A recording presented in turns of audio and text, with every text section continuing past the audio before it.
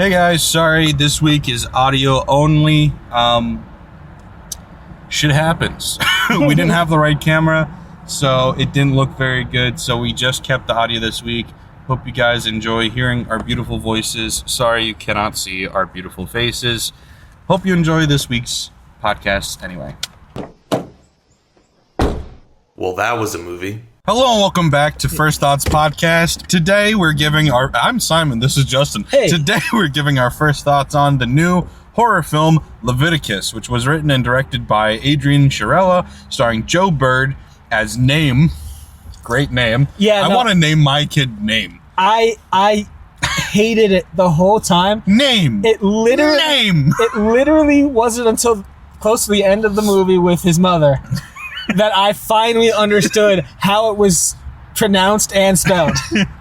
Yeah, because I guess it's like Naim. Naim, yeah. Like it's like Irish, so it's like Naim. It's Naim, like there's a Naim. syllable and a half. But then they're Australian or whatever. Yeah, so it's just name. Name. And then name. I'm like, okay, Name. all right, I get it. But anyway, it's starring Joe Bird and Stacey Clausen. And if you don't know what the film is about, it's It Follows clone. It kind of makes that clear in the trailer. But that's kind of been... It's interesting, because It Follows came out whenever it came out. It's got to be longer than that. It Follows, man. When was It Follows? It Follows came out in 2014, and then there kind of was nothing for a while. And then, as far as I know, if there were any copycats, I wasn't aware of them. But then Smile happened, which was an It Follows clone. I actually saw Smile before I saw It Follows, and it was a very good It Follows clone. It improved on some of the ideas. It was worse than others, but it was a very good film in that style. And because Smile was so popular, they made a sequel. Now they're making a sequel to It Follows called They Follow, or They Follows? I guess it's probably just They Follow, which I think is coming out either later this year or next year. And now we've got this film. And so it's like there's quite a few It Follow clones where they're all trying to do their own slightly different brand or take on the same basic idea of something happens to you in an allegorical way. Of course. And now there's an invisible thing that only you can see trying to kill you. And in most cases, somebody you trust in some way, whether it is a completely innocuous stranger or somebody that's close to you, or in this case, somebody that you are attracted to deeply. Because, in case you didn't know, this is It Follows Gay Edition. So, interesting take on it. I did enjoy this take on it. I think It Follows and Smile were both better, but I still did enjoy this version. Now, as somebody who I'm assuming has not seen any of these, Nope. how'd you feel about it? I didn't remember the trailer. I guess I've seen it, as you pointed out. I did not remember that. Yeah. I did immediately guess the theme Sure. from the name and the poster. Sure. That came pretty quickly. But I didn't know about the invisible It Follows, I didn't know that they'd be invisible. Style. I'm not surprised, but in the trailer he goes, "If you see anything that looks like me, it's not me." And so I was like, oh, we're doing this again. Yeah. Yeah. What do I say here? Not gay enough for you? You wanted more gay? Well, I mean... More hand jobs and buses? I mean, only a hand job? Come on. Only a hand. That's a good point. I half expected it to go further. You're Listen, right. I thought that head was dropping real quick. I did too. They had the whole back row, a few rows of emptiness in front of It them. panned at one point, and it was the one guy's hand, but I thought it was somebody else for a second. And I thought someone was like leaning over, like, "What's up back here, guys? How we doing, boys?" We're just looking next. It's all good. And ears. Ignore us. Yeah, especially the ears. Yeah. Anyway, let's reel it back in. Yeah, for the most part, the horror elements of the story, I think, kind of works. And maybe it's because it's my first time seeing it. Maybe I just haven't seen a better version of it or something. I don't know. It's not a bad version. There's just better versions. Yeah, like people just appearing and doing classic horror movie villain things. It didn't feel any different than seeing a slasher, except it was a little less goofy. some of the actual scares in this movie, they really worked. I'll give them that. It's just some of the better ones. Yeah. Yeah, they mixed it up enough to make it keep you on your toes a little bit. It's predictable. It's predictable, but the scares still can work. They can get you, and they've gotten me and seemingly the audience better than a lot of recent horror films. Yeah, I thought there was enough creativity in there to keep it fresh, which was a big thing that I said for Smile when that came out. It's like there was some genuinely, like, because especially when Smile came out, which was 5 years ago at this point or whatever, everybody was in peak, I hate jump scares are so lame mode. And Smile had some legitimately great jump scares, and I was like, I know why we all say we hate jump scares, but when you do them right, they're great. They're great if done right. It's just nobody does it right. Most people are lazy with them. Yeah. And just like, bah, you know, and there's after all the build up too. Right. And there's a couple in here that are like, okay, no reaction at all. But there's occasionally some that even when I knew it was going to come, like the one that got you and everybody, I knew was coming right then, exactly how it happened. I don't know why I still kind of was like, and maybe it was just because the entire theater went, oh, but I was like, I think I was more scared by the reaction of everybody that I was by the scene. Oh, but regardless, it was good. The later scene with the door, that one woman shrieked the loudest I have heard. Yeah. Maybe ever. I thought it was in the movie. I thought his mom screamed because a woman just screamed. And I was like, what? Full on, she's getting attacked panic. Great. Legitimately great reaction.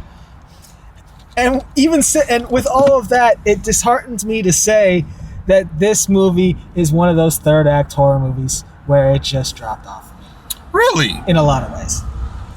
I don't feel that way. Maybe it's the very end of the third act or something. Maybe it's not the complete third act. I didn't love how it wrapped up. I didn't hate how it wrapped up. My biggest issue, because this movie isn't perfect for me either, I felt like the metaphor was a bit mixed.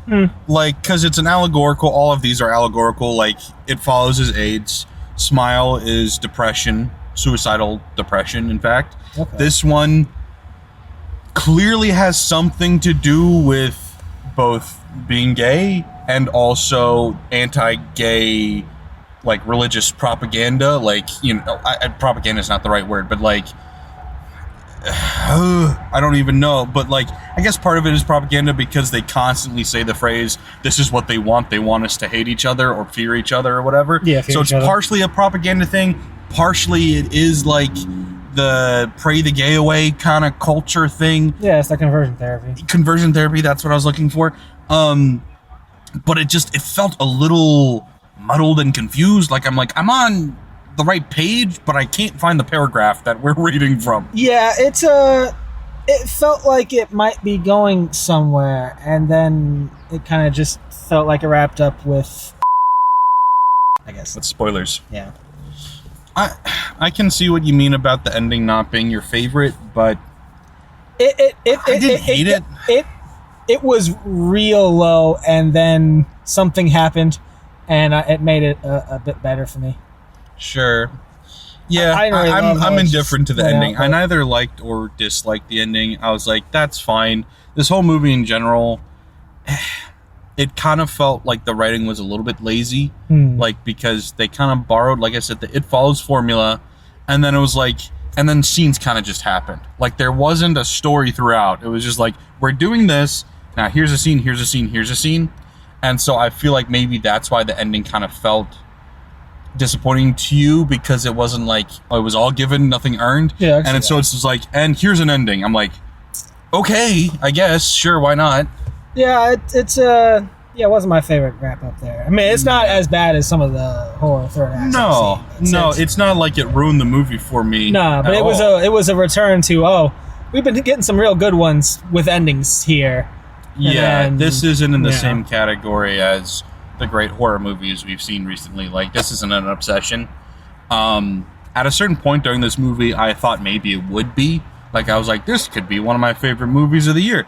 And it's still up there-ish, but I'm not going past, like, a 7 with it. I don't even know if I'm going to a 7. It could be a really strong 6.5. I have to think about it. But it is good for what it is. But like I said, there's a couple of caps in place, one of them being that it's just a copycat film. It's a formula. And at a certain point, I guess it's like, well, yeah, every slasher film is just Halloween or Psycho if you really want, but I feel like Halloween is the one that everybody molded after. But, like, I don't know. Once you make enough copycat films, it becomes a subgenre. It's not a copycat film anymore. It's just a style of film. So they're working their way there. So maybe we're there. I'm not sure. I don't know. I'm fine with this movie. In fact, I enjoyed this movie a lot, but it's not a film that I'm going to, like, rave about, write home about, so to speak. Yeah. It's a type of film that, like, I will watch this again. I know specific people that I want to watch it with who I think will enjoy it, who I'll recommend it to, but I'm not like, wow, like that, you know, like how we were about Obsession, where it's like, holy shit, we've changed the game a little bit, you know? This is not that. Yeah, I did enjoy it more than not. I just... Oh, absolutely. The ending was pretty flat for me. But, I'd be shocked if you gave this less than a 6. It's about a 5.5, 6, right around there. Really? Wow. I'm trying to decide which, but it's right around there. There's no blowjob? I mean, yeah, that's what did it for you. Well, listen. They blew Jesus, Justin. That takes you from a 6 to a 9, okay? So, well, a couple of blowjobs is what gets you to 6 to 9. We were blowing Jesus, and then we could have, we had another one in the yeah. Nah, 6 probably fair, but wow, that's interesting. Yeah, because I'm definitely closer to a 7 than I am to a 6. I thought you enjoyed it more than that. I was up to a point, and then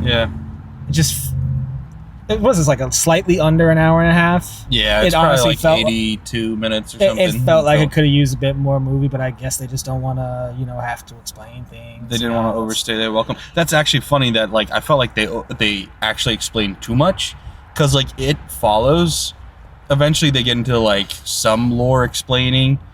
I think Smile does this too, where it's like, it just starts.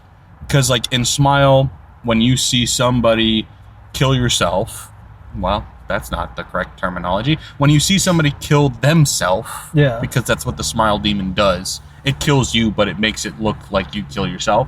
When you see that happen, then now you're infected. Right. And with It Follows, it's the same kind of thing where when you see it happen to somebody else, now it happens to you. Or I think actually in It Follows, like, the only way, like, okay, so just so you know, spoilers for It Follows, except for I think this is in the trailer, but, like, so It Follows, like I said, it's an AIDS allegory. So if you have sex with the person who has it, now it starts following you, and the only way to get rid of it is to have sex with somebody, and then it will start following them. Okay. And so it's not quite AIDS, because AIDS will just kill everybody. Yeah. But, like, yeah, that's the basic idea. And it's kind of like the inspiration for that, like, snail that if it touches you, it kills you, because it's just a very slow person walking toward you constantly. And so it's like, you could be fine for days, but then it will just eventually show up, and nobody can see it but you. And the thing is, you won't notice, maybe, because it's there, but it's walking slowly and deliberately. It's not like in Smile, they're smiling creepy. In this one, it's somebody you know, and they're, like, aggressively chasing you or something. And that it's just somebody walking slowly. Yeah. That's hard to notice sometimes.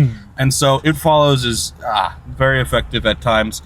But anyway, so, like, that movie starts with just, like, somebody being like, it's following me. And they'd be like, what the fuck are you talking about?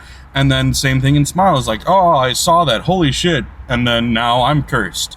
And so it's like, in this one, they actually try to explain it. Like, there's this guy who did this thing in conversion therapy. And I'm like, we're doing a little too much. I don't need information. I just need to know that, like, I'm being chased, you know? Yeah, but I guess that fits with the whole, it kind of has to be, anti that sort of thing. Yeah. Yeah, so it's funny because, like, you're like, they explained too much, and I'm like, they explained more than any of the other ones did. But it's because it's a different type, I guess. I'm going to give this movie... Fuck it, I'm going to give it a 7. No, I'm going to give it a 6.9. I enjoyed this movie a decent amount. Like I said, it's hard to give it a really high rating when it is like what feels like a clone film, but I liked the take on it. I liked the spin on it. I just wish that the allegory was a little more succinct, made a little bit more sense, because I felt like it was a little all over the place. They tried to say a little too much, and it got confusing, but I thought the acting was great. I enjoyed the camera work. Some of the dialogue was a little bit silly. There's a certain point where it was like, stop it, as a guy is being actively choked and lifted off the ground. And it's like, I don't think he can stop being choked and lift off the ground, my guy. I wish he could. Like, what are you doing? Stop it. Yeah. And he's not like he's saying it to the demon or whatever is doing it. He's saying the guy's name, and I don't want to say the name because spoilers, but he's like, hey, guy, stop it, guy. I'm like, it's too late to tell guy to stop it. Guy is dead. Guy is dying, actively. Guy's getting dragged away. No, go. Come back, guy. No, guy is gone. Anyway, so I'm giving this a hard 6.9. Justin? Listen, I'm going to go with the 6 score. But I am kind of curious about these other ones, though. Yeah, I think It Follows is probably the best made, but the least scary. I didn't think it was scary at all, frankly, but I thought it was a good movie. I thought Smile was the best of both worlds, because it's creepy as fuck, and it's fairly well made. This one is also good all around, but it's my third favorite of the three, for sure. There's, of course, also Smile 2, which, you would probably hate Smile 2, because it's... Smile 1 you even might be frustrated by, because Smile has a crappy ending. Both of them kind of do, where it's like, because it's one of those things where they show the thing at the end, and you're like, that? Oh, yeah. Really? It is always disappointing. Yeah. It's definitely better in the first one than it is in the second one. I think in the second one, it's even dumber looking. It looks like, what was the fucking ghost from Ghostbusters? Slimer? Yeah. Kind of looks like fucking God. Slimer, but pink. And I'm like, what the fuck am I looking at? Spoilers for Smile. Anyway, we're going to get into spoilers now. Probably not for super long. I don't know that there's much more we want to say at this point anyway. It's enjoyable. If you like that style, and if you want gay representation in your It Follows, which it's kind of surprising that a movie about, like, AIDS wouldn't already be gay. But, hey, we did it. Great work, guys. So, yeah, I enjoyed this film. Definitely recommend it. Justin is a homophobe. Thanks for watching, guys. Please remember to like, share, follow, subscribe, and hey, follow us on TikTok because we post there sometimes. Thanks, guys. Bye. So, spoilers. Hold on. This is terrible because my roommate has said something similar to me for years now. That you're a homophobe? No, that I'm sexist because I didn't see Captain Marvel in theaters twice when it first came out. Oh no, I wasn't there on opening night. I, for some reason, thought he was going to accuse you of being racist or like half racist or something. I mean, that's probably been accused multiple times. Yeah, that's a long-standing one. Anyway, yeah. So Hunter just getting fucking choked out, lifted off the ground. Hunter, stop it, Hunter! Like, Hunter is dead. Yeah. My guy, you cannot save Hunter. Hunter cannot save himself at this point. But yeah, it's interesting how in this one they show Hunter's decapitated head in a field. Yep. And name, that's his name, is like goes to the police to be like, I know how he died, and then says it's an evil demon, and of course the police go like, all right, buddy. But like, if I have a guy who was friends with the guy who died, who is trying to tell me information, even if it sounds like he's on drugs or fucking wackadoo, I'm going to write down everything he says, because there may be some sort of explanation in there. Because he's close to the guy who died. Yeah. And was there, supposedly, when he died. True. And when we say died, let's remind the people at home. Decapitated. Yeah. Decapitated. We just found a head. Yeah. That just seems like something you should investigate a bit harder. Right. Even if the guy is crazy. If he's crazy, seemingly on drugs, then I'm going to be like, okay, so there's a satanic drug cult going on. Yeah. And this guy's our main suspect or lead or something. He's involved. We need to talk to him more, not go to his mom and go, "Hey, your kid's gay. Do something about that. Why don't you?" Seriously. Yeah, this movie was interesting because, like, so when they first introduced this, like, wackadoo pastor guy who's gonna, like, the conversion therapy guy. Yeah. Like, it's like the scene's funny. Like, it's like, "Do you feel anything?" And it's like, "It's a little cold in here." And he's like, "Oh, good. The cold is good because God is cold." I don't fucking remember, but it's just a really there's glory in all temperatures. Right. I thought it was going to be, you want to feel the cold so that you don't feel the fire, the licks of the fires of hell or whatever. And it goes from, like, just complete silly bullshit to, and they're writhing on the floor vomiting. Yeah, no. Gay up. This is apparently real here. Okay. Yeah, it was a hard left, and I just because, like, up until this point, like, sure, we knew it was gonna get supernatural because of the first scene. We see this girl, this lifeguard, is cleaning the pool, or actually shutting down whatever she's doing, and then she's passing a shower and it turns on by itself.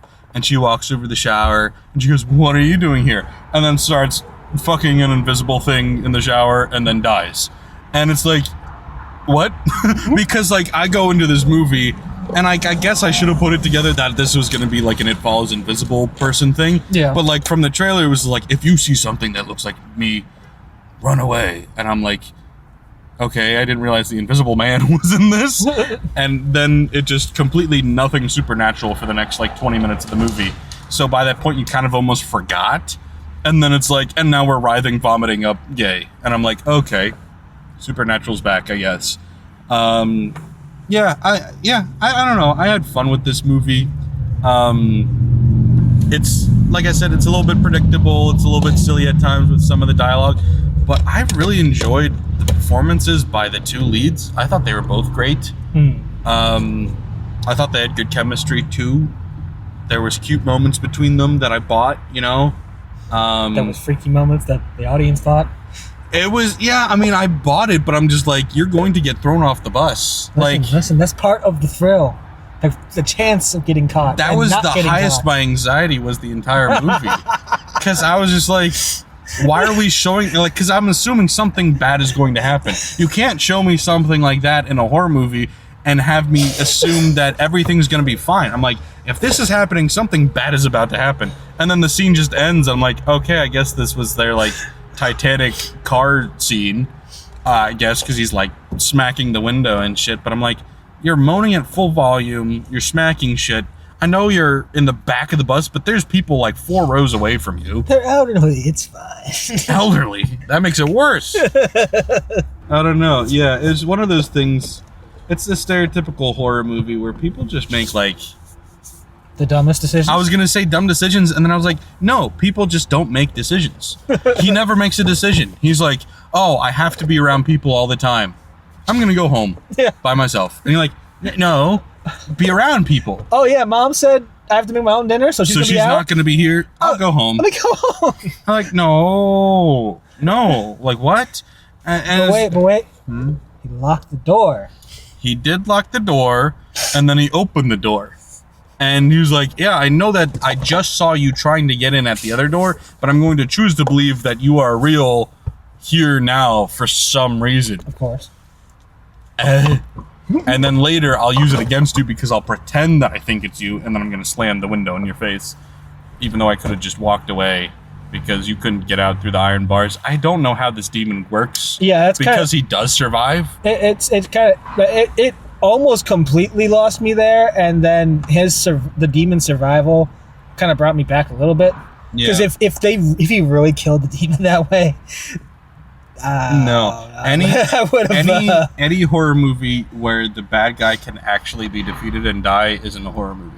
No, because then it's a thriller. Because if it's a horror movie, the bad guy has to be a constant fear. Yeah, and I know that's not a legitimate like rating because like Psycho is a horror movie, and I guess he doesn't die, but like because there's multiple sequels, but like he's just a dude who can die. Yeah. There's a lot of horror movies like that, but I'm like, my point being, if you've got a supernatural horror, it can't be defeated, or then I'm just not scared anymore, Because the point of a supernatural horror is that there is no way to win. You just have to keep staving it off for the rest of your life. That's what's horrific about it, is it's existential. Like, you're just like, do I want to keep fighting or do I want to just give up? And that's kind of what they're going through, is like, because the allegory, as much of it that makes sense, is like, their point they're making is that culture is designed, or at least more conservative Christian culture is designed to just make you suffer so much that you'll give up being gay, essentially, and you'll turn against each other, and you'll fear and even hate each other because it reminds you of all the pain. And I'm like, okay, sure. But I just thought the metaphor was just a little bit mixed, because I'm like, I don't know why, like, maybe I'm not in tune enough with gay culture. Maybe I'm not. But I was like, I felt like this was a little all over the place with the analogy, because I'm like, do gay people actually fear and hate each other because of society? I mean, I can kind of see, like, that being a thing while they're in that community, being at home. That's why when they leave and it still follows... Yeah. I enjoy... He said the thing. What? It follows. I enjoy that it didn't die that way, because that would have been a super lame death to me. Yeah. But, like, you just... at that point, they feel like they should be free. I know that it's going to haunt them forever. That's the rules of the story. Well, or whatever. see, as the kind lady walking out of the theater with us said, codependency is the answer. Yeah, because they have to be... Like, yeah, and that's why I was like, why are they avoiding each other? They should literally be spending every second of every day together. When one has to shit, the other comes into the bathroom with them. That is the only way to escape this thing. And now that's what they're going to have to do. Yes. And it didn't make me feel like they learned that at all. It just made me feel like they accepted that they want to be together and ran away together. Yeah. And not be in this community that hates them. But, like, it didn't make me feel like they understood that what the mission is now. Yeah, no, the characters didn't seem to think a lot at all. Yeah, because I don't know why you're just not, like, have a fucking torch at all times. Once you find out fire is its weakness, just like have fire all the time. Just as soon as he sees it with the bus stop, hey man, I'm sorry about this. I just gotta. You're not recoiling at this. Okay. Right. You're like, safe. sure, you can go but as long as you don't have a demonic scream. Yeah. Are you on the ground curling into a figure 8? Yeah. Are you doing the scorpion pose? Okay, then we're good. You know. Yeah. So that's where I was like, I just feel like a little bit of thought, a little bit of preparation, can avoid a lot of pain with this. Yeah. I don't know. I thought it was a really good time, though. I'm surprised you're only at like a 6 with it. I really enjoyed... Okay. The bus scene?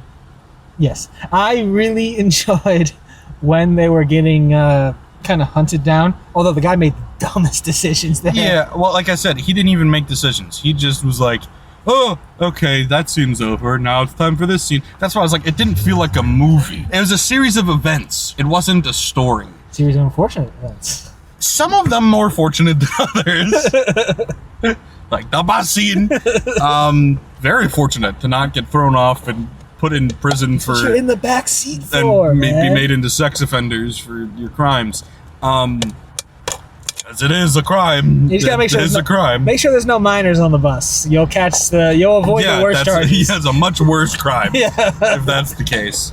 But yeah, no, it's like literally the second the scene cuts and we're in a different scene, it was like his brain wiped. And it was like, and we're starting over. Yeah. Okay, what to do now? I guess I'm gonna make dinner. No, bitch. You're being chased constantly, all the time. Everywhere you go. Like, huh? And I want to know what the rule, like with these guys, I start to wonder if, like, they can't open doors or something, but then he does. They just appear when they need to, but can't do anything when they want. Like, I get the screen door is a screen. Okay, you could probably punch. We could probably punch through a screen. Yeah, he punched through the screen. But, like, there was other times he just appears in places. Yeah. Where it doesn't make you feel like he had any restrictions. And trying to think back, I don't think it was all outside. Maybe it was. Yeah, maybe like for instance, you know, when Ryan and Name see each other in the school hallway, and Ryan goes in the bathroom like, hey, Name, you're gonna come in, and then Name doesn't and stares at the door. Then Ryan comes out having been attacked with his ear ripped off halfway. The same spot that got licked. And so it's like, to him, he must have seen Name come through the door, unless he just appeared in there and he went, oh, that seems fine. Like, because like he must have, like, unless you see him open the door and come in, you're not going to be like, there's my guy. Turn around, oh, there's my guy. And you're not that stupid, I would hope. So it's like, does the door even open just to you or something? Like, there's no, and once again, we're nitpicking, like, that doesn't need an explanation, but I had questions, I guess. No, but it makes the rest of the stuff feel a little more confusing at times. Right, because, like, Ryan's demon is like, let me out, let me out. When it's on fire, it's like, are you constrained by physical things or not? Because, like, the fire near him, he's freaking out. But now he's in a room that's on fire, and he's real calm at the window. Well, that was an act. I get that, but, like, he can remain calm to act, but he can't remain calm with the little lighter near him. He's got a whole room on fire right behind him. That's fair. He's used to it at that point. It's been there. It's been around for a little bit. Yeah, I don't know. It's like I half expected him to just punch out of that thing, too. Yeah. And if he did that, it would have been a little more understandable. I don't know why he couldn't just teleport out. Because, like, I was curious how they were going to react when, like, there's a search team going through there after it's burned down. Yeah. And they go like, oh, no, nothing here, and keep going. So there was no remains or anything, and then later we see him. And so obviously he didn't die, but I was like, so clearly he got out, but, like, how? I don't know. He's a demon. I don't care. It's fine. I don't need an explanation. It's just funny that they, like, kind of explain things and then don't. It's like, either explain it or don't. Yeah. Don't go halfway. And that's why it pisses you off that they didn't explain enough, and that's why it annoys me that they wasted time explaining stuff. I'm like, just do neither. Or both. Don't do both, actually. Do one or the other, or leave it alone. No, do both. I'm kind of interested in how you do that one. Explain everything and nothing. What a challenge. Anyway, we're out of time. I thought we had a good time. Apparently somebody had more good time than somebody else. Yeah. All right, thanks for watching, guys. Bye.